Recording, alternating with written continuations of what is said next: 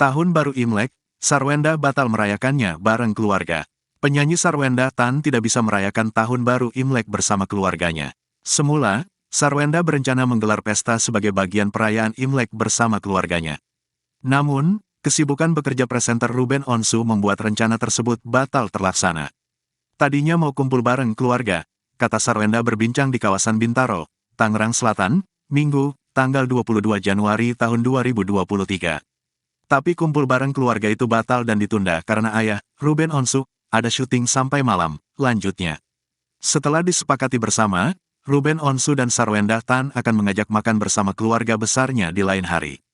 Saat Imlek, Sarwenda juga tidak melakukan hal khusus. Biasanya hanya makan malam bareng keluarga, setiap tahun kangen banget masakan Momi, ujar Sarwenda. Di keluarga Sarwenda Tan, ada makanan tertentu yang biasa disantap hanya saat Imlek. Setiap Imlek ada kue lapis buatan Momi, ucap Sarwenda. Imlek tahun ini dimaknai Sarwenda agar terus menjadi manusia yang baik. Bagi Sarwenda, menjadi manusia yang baik bahkan harus dilakukan setiap hari.